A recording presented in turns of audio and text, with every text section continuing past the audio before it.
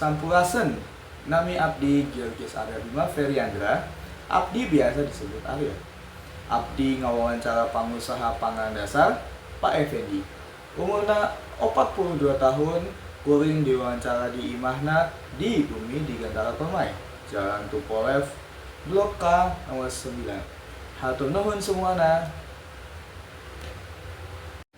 Selanjutnya ada langkah-langkah yang saya gunakan ataupun rencana-rencana yang saya gunakan untuk pembuatan video panggilan profesi ini. Yang pertama tentu saja saya harus mencari narasumber yang sesuai dengan jurusan saya, yaitu jurusan bisnis. Nah, saya mencari narasumbernya berarti yang pengusaha.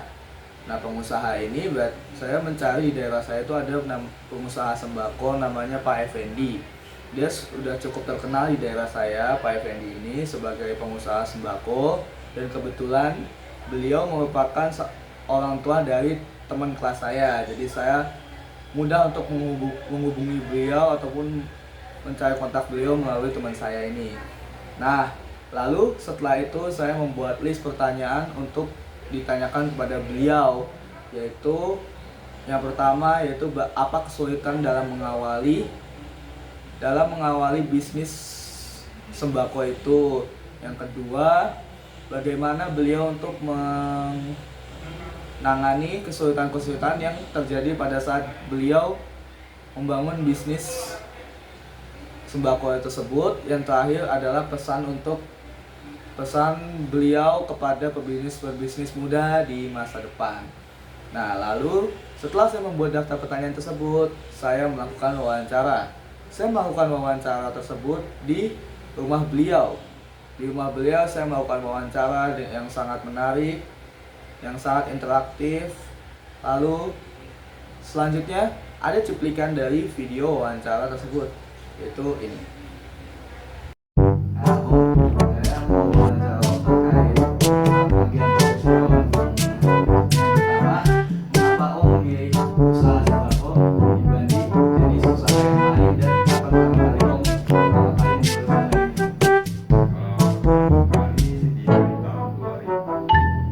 Nah, itu tadi merupakan cuplikan dari video wawancara saya.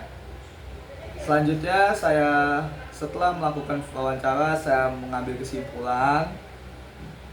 Setelah mengambil kesimpulan, saya selesai melakukan wawancara. Terima kasih. Now, I'm going to conclusion. I interview a grocery business named Mr. Effendi. He is one of the most famous grocery entrepreneur in my area. After I interviewed him, I realized that his work is very pending for the community and society because he provides basic needs that are important for people's daily life.